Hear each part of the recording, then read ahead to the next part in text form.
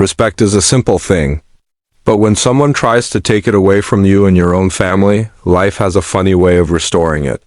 And the woman who said I wasn't good enough for her children had no idea how hard that lesson would land.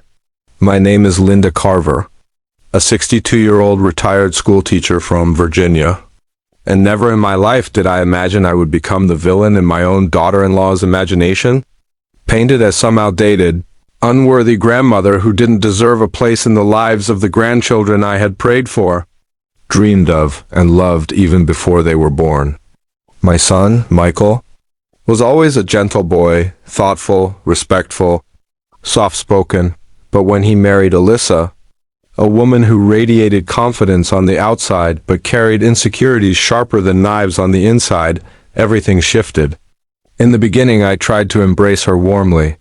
She was intelligent, beautiful, ambitious, and I truly believed we could form a strong family bond. But behind those perfect smiles, she had a belief system that slowly, painfully revealed itself. She thought motherhood was a competition, that being a wife gave her authority over every aspect of Michael's life, and worst of all, she believed her children needed to be protected from my influence, as if kindness, traditions, and a grandmother's love were somehow threats. It started small enough that I ignored it at first. When the twins were born, I offered to help, but she would say, "We've got it handled," while her eyes said, "Stay away." I knitted blankets for the babies. She set them aside, saying they didn't match her aesthetic. One suggested nursery rhymes. She said they were old-fashioned. I tried cooking her favorite meals when she visited postpartum. She said she preferred more modern recipes. Everything I did was dismissed, minimized, or gently pushed aside. But the breaking point came one Sunday afternoon when I stopped by with a basket of baby supplies, wipes, formula, diapers, things any new parent could use.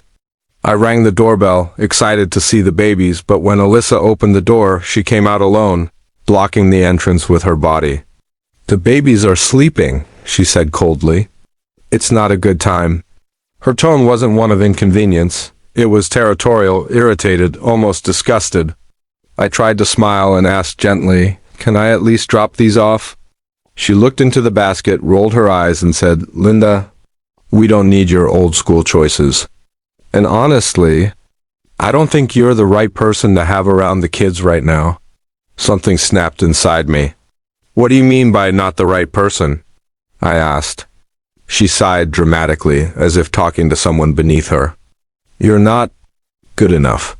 You don't understand modern parenting. Your methods are outdated. I don't want the kids picking up your habits." She said it with such confidence, such arrogance, as if she was delivering a truth I should accept like an obedient student. My chest tightened. My vision blurred. My hands shook as I held the edge of the basket. Not good enough? For children whose father I raised single-handedly after my husband died? For a family I held together through storms, bills, and nights of worry? For grandchildren I loved before I ever saw their faces? I didn't argue. I didn't cry in front of her. I simply said, "I understand," turned around, walked back to my car, and let the door close behind me with a quiet finality.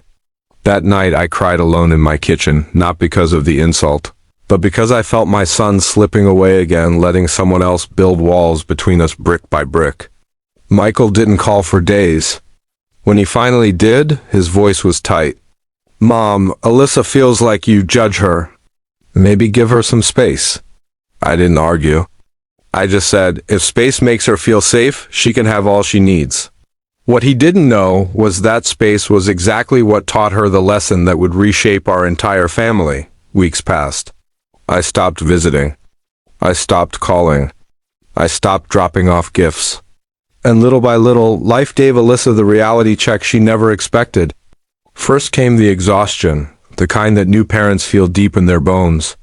Then came Michael's long work shifts during the busiest season at his firm.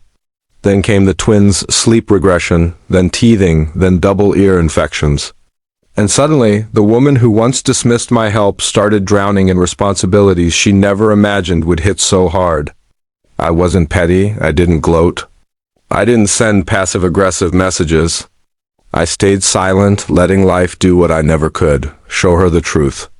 Eventually, one Friday morning, I received a text from Michael. "Mom, can you come help? Please.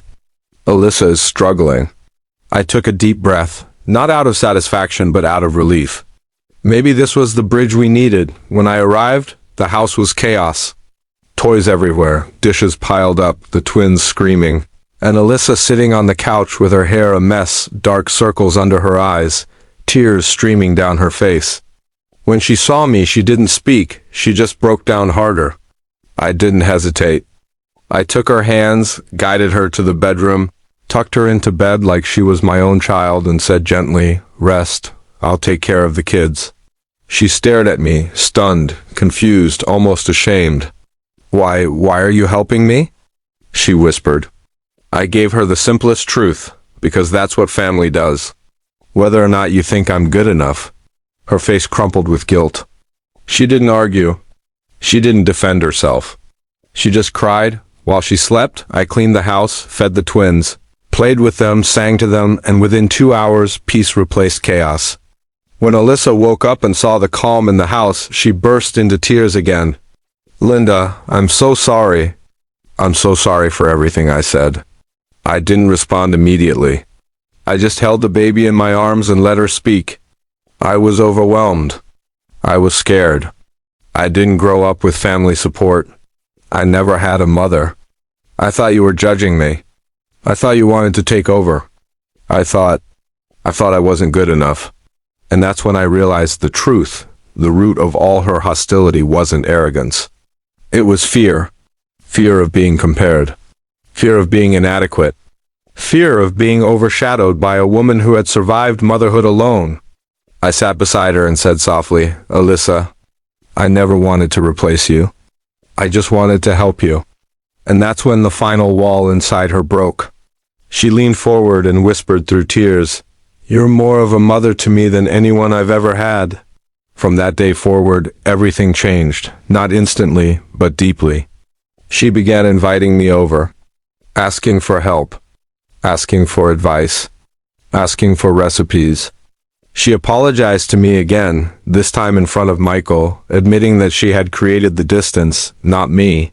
Michael hugged me that day with tears in his eyes, realizing how much he had missed his mother because of someone else's insecurities. And the twins?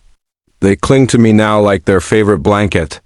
They call me Grandma Linda with smiles that could melt stone. The woman who once said, "I wasn't good enough," now tells everyone, "I don't know how we would survive without Linda." Not because I demanded respect, but because I let life teach her the lesson she needed. Sometimes the person you think isn't good enough becomes the person you depend on the most.